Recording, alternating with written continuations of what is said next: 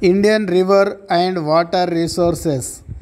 On a map of India, identify and mark the Himalayas and the Western Ghats. Using the color code, identify the height range in which some of the rivers originate.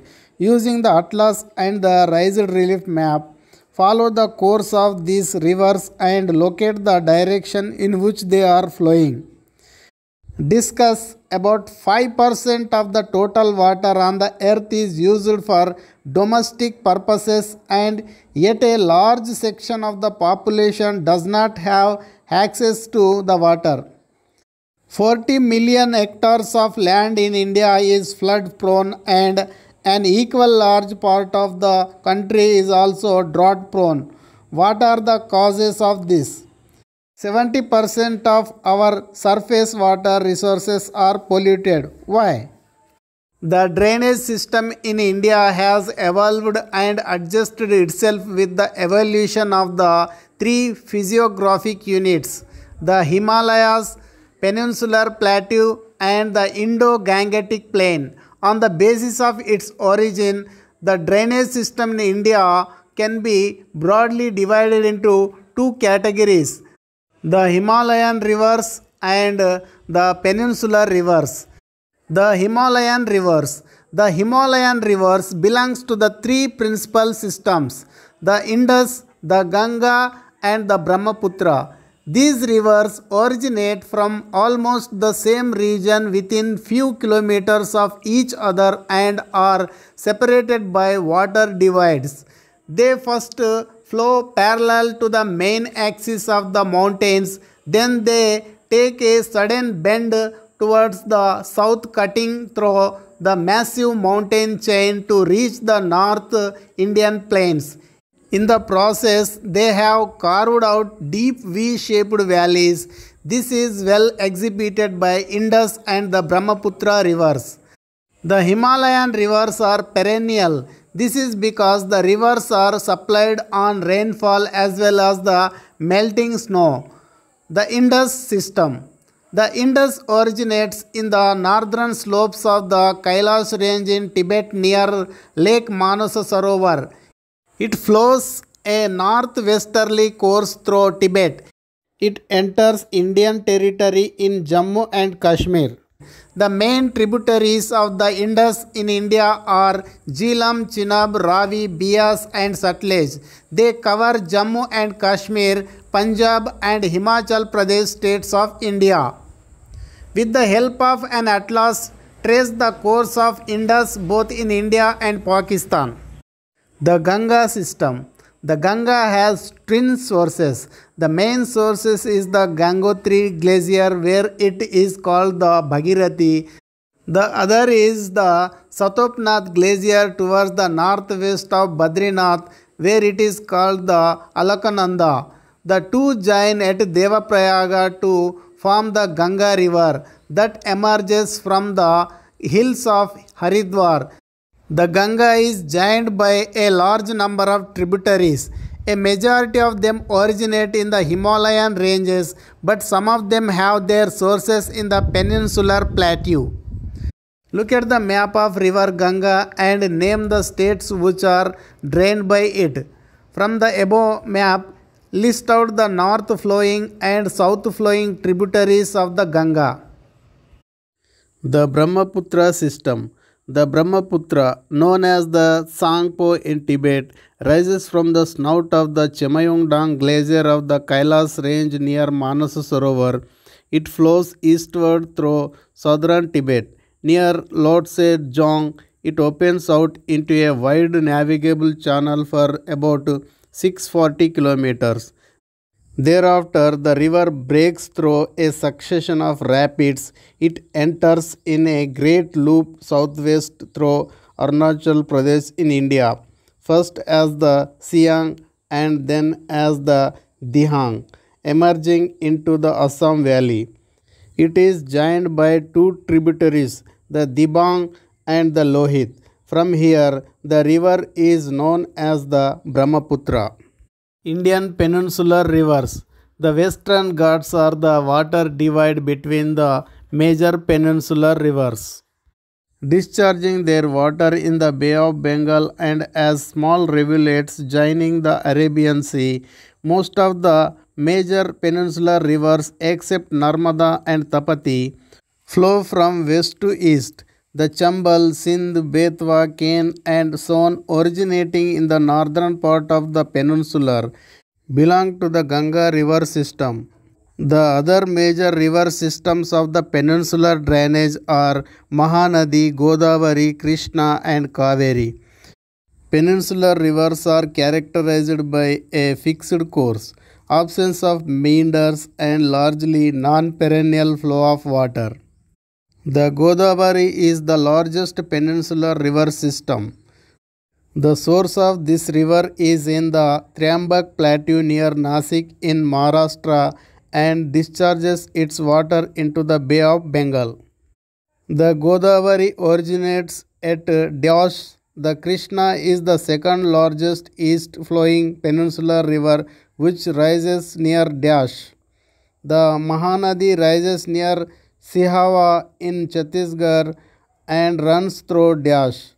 The Narmada originates near Dash in Madhya Pradesh. The Tapati originates from Dash and flows Dash. Fill in the directions of flow.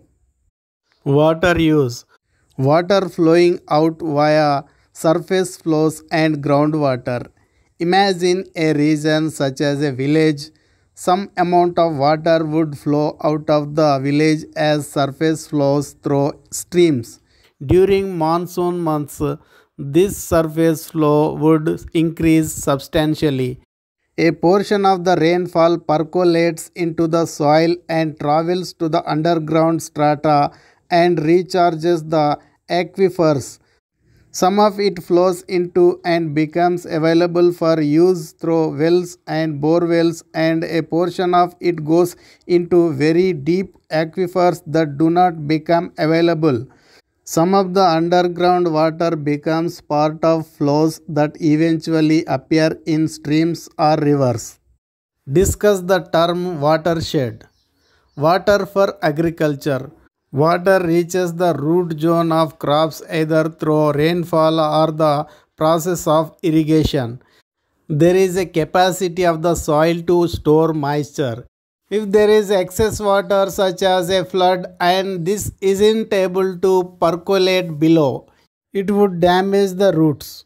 On the other hand, in a drought situation, if there is not enough moisture in the root zone, the crops will wither or wilt. From the nearest mandal office, find out the total annual rainfall for your area over the past 5 years. Water used for domestic purpose and for animals. Water used for drinking, cooking, washing, cleaning, and for animals is vital.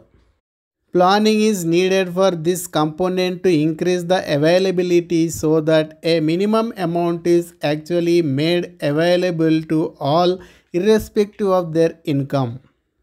Water for industrial use. Water is required for manufacturing process and this demand often competes with domestic and agricultural uses. This needs to be taken into account as this conflict is on the increase. The challenge areas that industrial use face are recycling of water and control of pollution. What is available to a region or a village does not only depend on the inflows but also on what is already available as stock that we use. We often have to keep this distinction between stock and flow clear in our analysis. For example, imagine a tank that is constantly being filled by an inlet pipe and water is also constantly used by an outlet pipe. We can measure the inflow as the amount of water liters per minute and the outflow similarly as the water liters per minute that flows out. The amount of water in the tank keeps varying but at any one moment in time, say at 8:30 am, we can measure the amount in liters. This is the stock of water at that time. A village may have tanks, ponds, lakes as surface storages. Most villages in India draw water from wells and tube wells. They are dependent on groundwater storage. These inflows and storage are connected. While some of the water flowing in is used directly, one part of this is recharging or replenishing the storage. Similarly, the use of tube wells draw water from storages and lowers the water available in them. Depending on comparative rates of inflow and outflow, we can judge what is happening to the stock of water over many years. The question that we face today is the depletion of groundwater storages and a tendency not to care about the availability for future generations.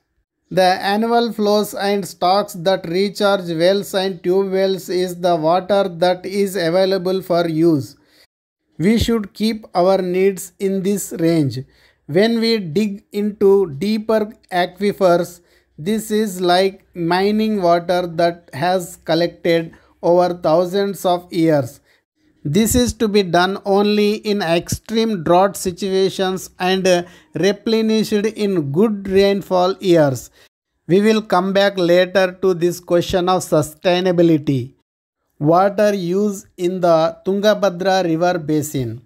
Tungabhadra, shared by the three southern states Karnataka, Telangana, and Andhra Pradesh, is a tributary of the larger river system Krishna.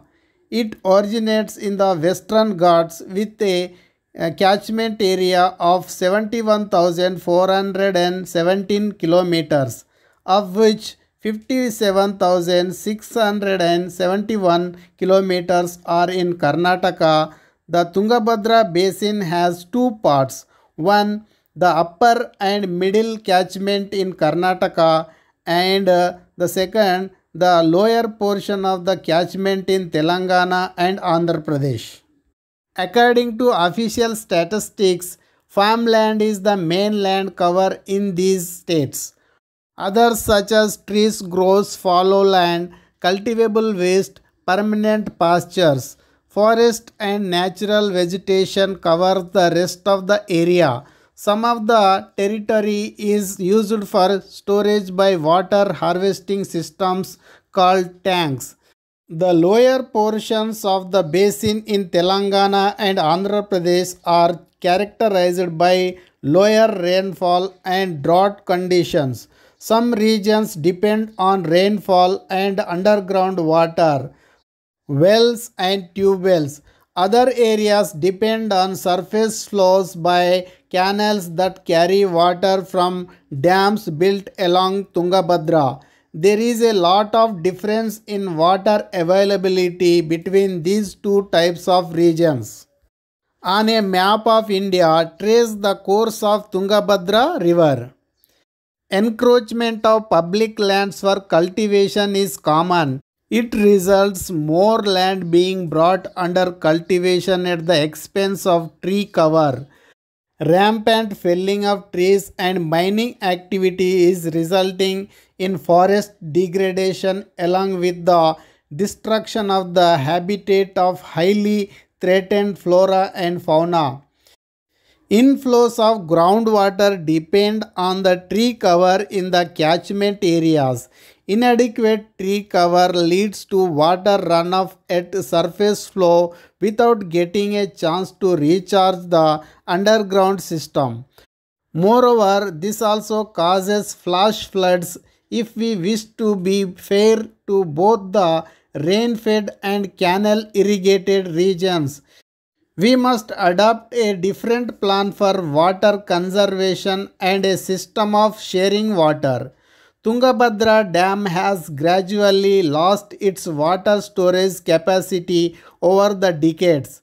About 50 years ago, the capacity of the reservoir was 3,766 million cubic meters Now, with the accumulation of silt due to mining, dust, soil erosion, and debris, the reservoir has lost its storage capacity by as much as 849 million cubic meters of water.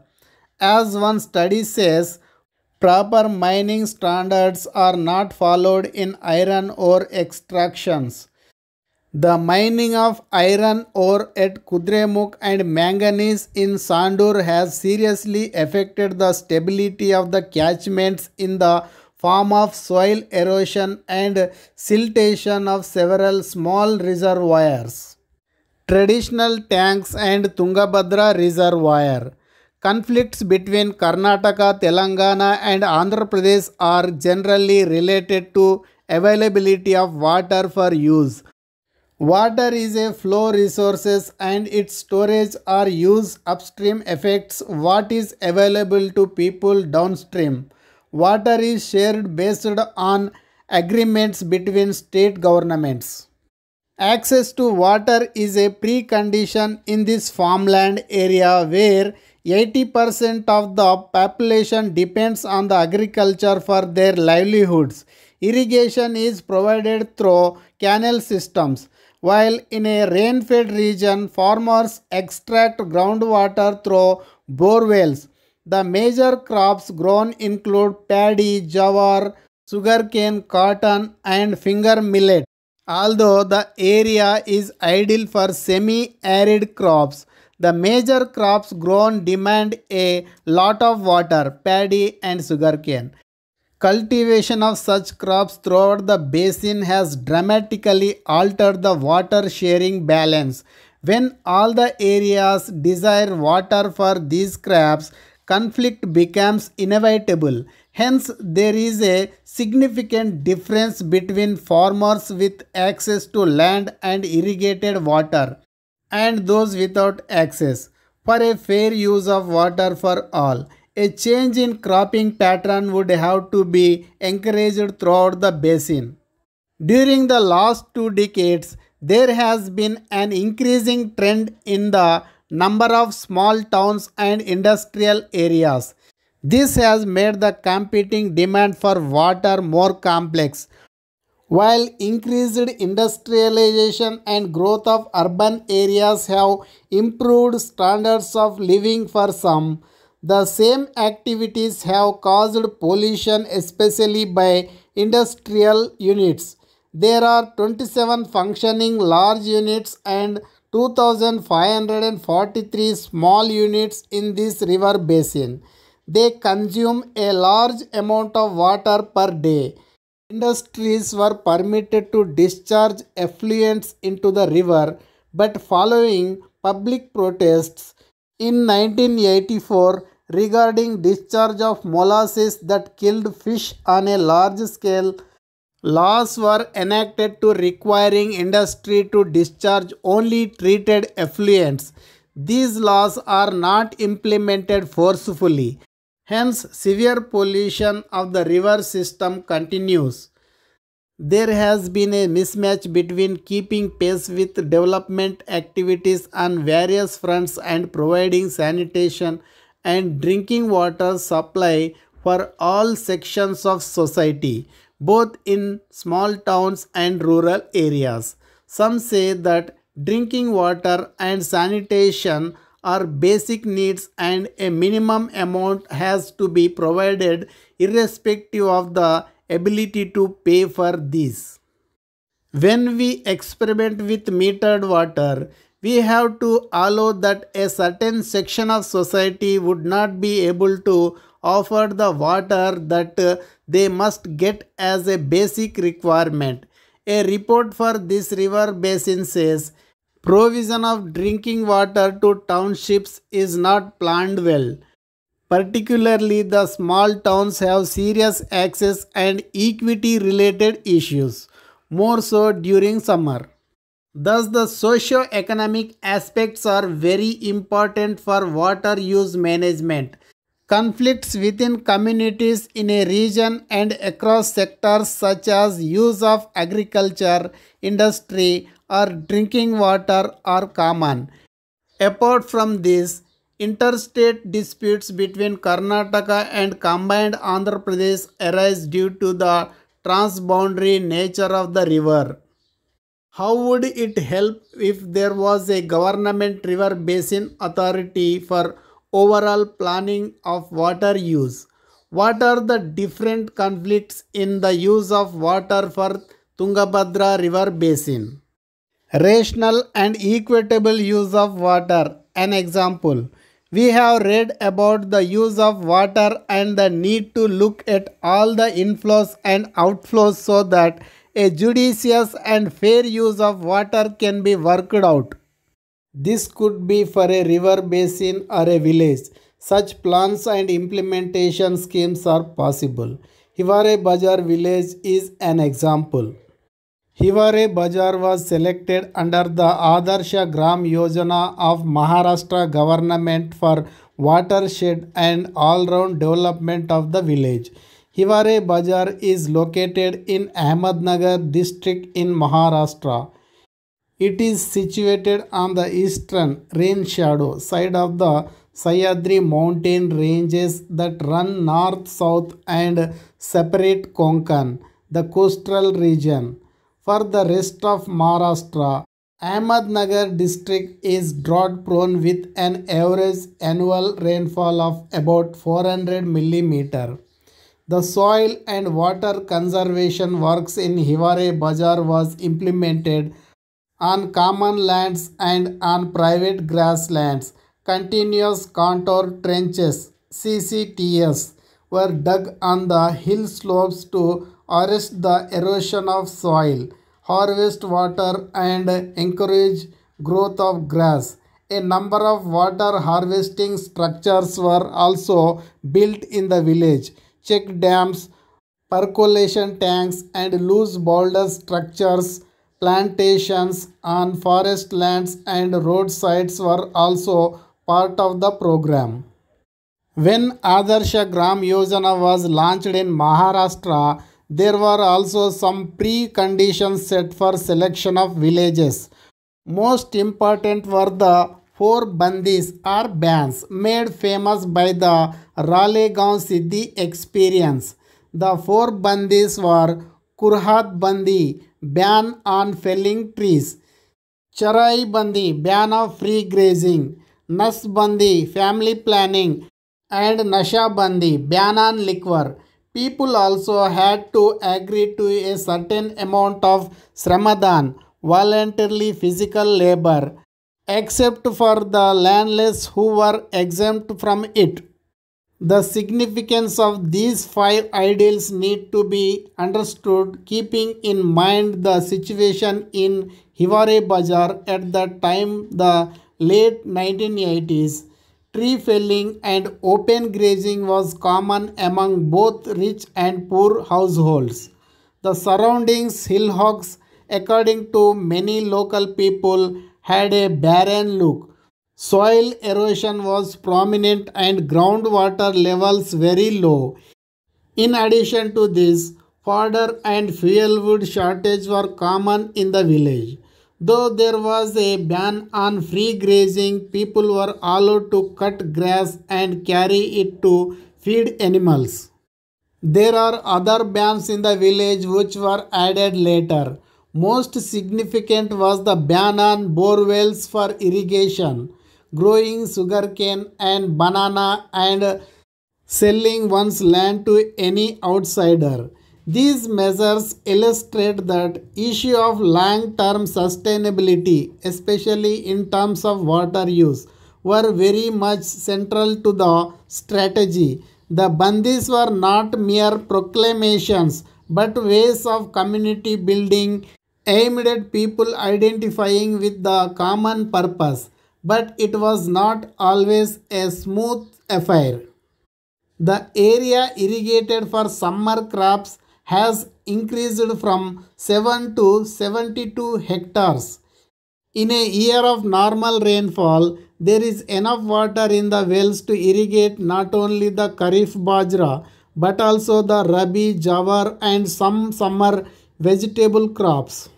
Even in unirrigated land, the improvement in soil moisture level has helped to increase productivity.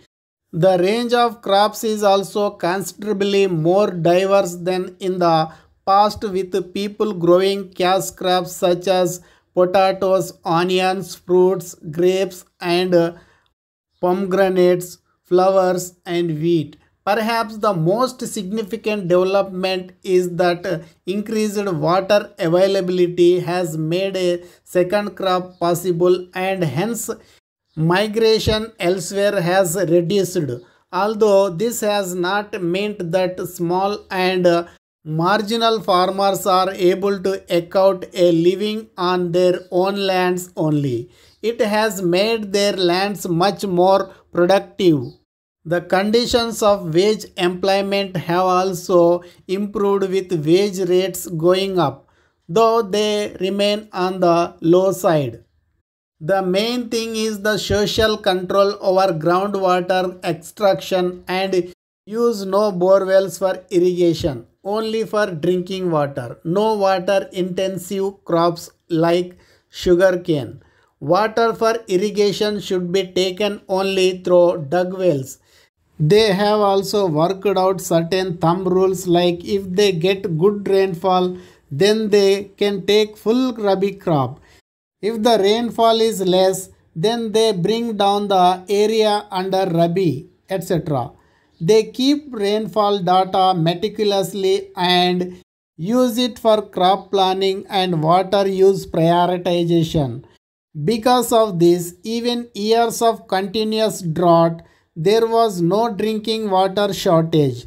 This is mainly because they plan according to the water available. The improvement of the livestock economy has also helped marginal and small farmers significantly. Concerted efforts have been made to promote Hiware Bazar's dairy industry as a means to improve the livelihood of all. Loans have been given to many small farmers. As a result, the number of milch animals in the village has increased.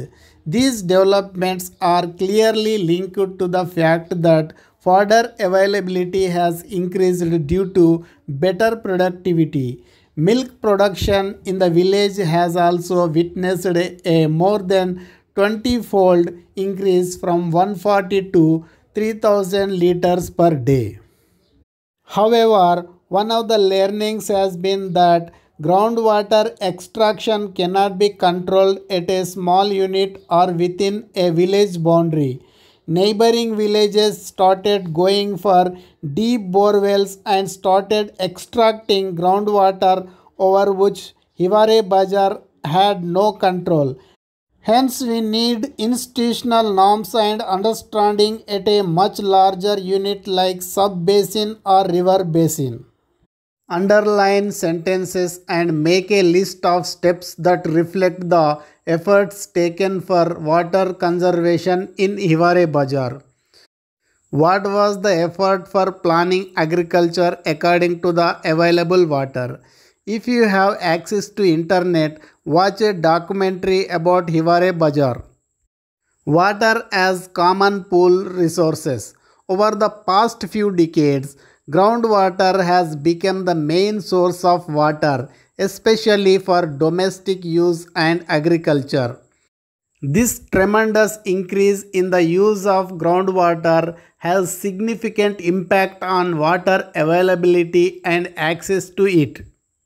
The current laws about groundwater in many states are both outdated and inappropriate. They were developed at a time when groundwater was a marginal source of water. Today, shallow and deep tube wells have the potential to draw a lot of water.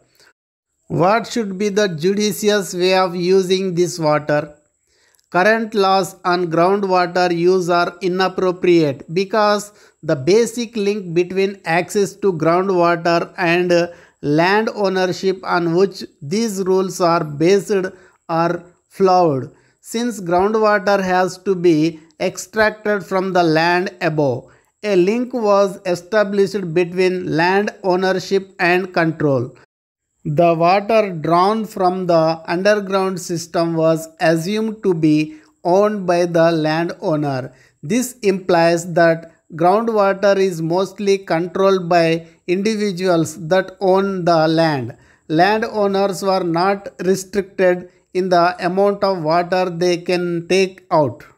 Why is the above understanding flawed? Underground water does not obey human land ownership boundaries that are made on the surface. Water is a flowing resource, and what is extracted from an individual tube well or well depends on the underground rock formation, the recharge from rainfall or surface water. All these factors are happening over a large area. Hence, the actions of others in the region will affect this particular well. For example, over extraction from one tube well often dries up other tube wells around. Each one competes to go deeper than their neighbor, and soon all the tube wells up to a certain depth dry up. Since these wells are interconnected by the underground structures in the region, it is therefore inappropriate to think of ownership of a flowing resource such as a water. Compare this to the air over the plot of land. It is always flowing, and there is no way one can create boundaries. Similarly, there are no boundaries in the flowing water underground. Today, this is the major source of water for people. When there is so much extraction, it affects other in connected areas. It affects the stock of water that would be available for future generations. Therefore, one can't allow individual landowners to extract as much water as they wish from their land. There should be some restrictions.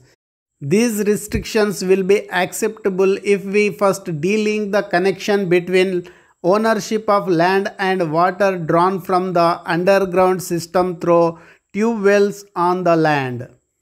Where control over groundwater is linked to land rights, there are no pressures on individual landowners to use water in a fair manner. Nor is there any way to implement policies that take into account the welfare of a border community and the environment. For instance, in an unregulated system, there is no authority that can determine how many wells, hand pumps, and other tube wells can be sunk in a given area. Some form of regulation that takes into account the broader aspects of groundwater use is necessary. Therefore, water should be thought of as a collective pool resource that is meant for all people. Similar to roads, rivers, and parks, underground water is also a public property. It belongs to all. While this is being recognized today by some state governments, it has still not become widespread. Regulation is not easy. This is also because for some resources like water, electricity, oil, natural gas, etc., consumption by one person or a sector affects what is available for others. In fact, in a number of states, the answer to falling water tables has not been to address the issue itself. State governments have thus often chosen to increase power subsidies to make extraction of ever deeper layers of groundwater possible. The limits of an approach that not only refuses to control access to groundwater but seeks to encourage it with specific subsidies have been clearly understood. The political thinking has to change to make this regulation work. This is the only way to stop the negative competition to finish off the common pool resources, since each person wants their share before someone else does. This is the real contemporary challenge. What is required are laws and rules to recognize that water is a common flowing resource. Drinking water is the first priority as well as a human right, and that Panchayat Raj institutions must have control over the use of groundwater. Let us see the dispute over water use between the Perumatti Grama Panchayat in Kerala and the Coca-Cola Company. The Panchayat decided not to renew the license for extraction of water because of the lowering of the water table in neighboring areas. There was also decreasing water quality to the extent that the local government primary health center had concluded that the water was not fit for drinking. The issue was brought to the courts and is now pending in the Supreme Court. As on January 2014, the two decisions given by the judges in Kerala gave two opposing views of groundwater regulation. The first judge found that groundwater is a public resource meant for all and that the state has a duty to protect it against excessive exploitation. Additionally, the judge made the link that drinking water is a priority. The second judge took a completely different perspective and asserted the primacy of landowners' control over groundwater. These two contradictory decisions illustrate the confusion over our laws today.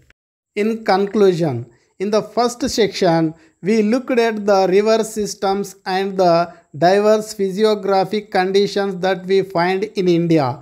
Water use for any region, whether small watershed or river basin, has to take into account all the inflows and the outflows. With this background, we can understand the inefficient and unfair ways in which water is currently being used. How we could be more judicious and fair is examined through the case study of Tungabhadra River Basin. This is a complex exercise but possible. Similarly, for a small region, through careful planning and social initiative, a more judicious use of water for all is feasible. We looked at the effort of the people of Hivare Bazar village and hope that people all over would be inspired towards creative action in their situation. Water resources require both collective action at the local level and appropriate laws and policies at the state and national level. Though the example of groundwater, we can understand the shortcomings in our thinking today. Should groundwater regulation be primarily community-led as in the case of Hivare Bazar? The groundwater laws are both outdated and inappropriate. Explain. Should groundwater be considered a common pool resource? Explain your view.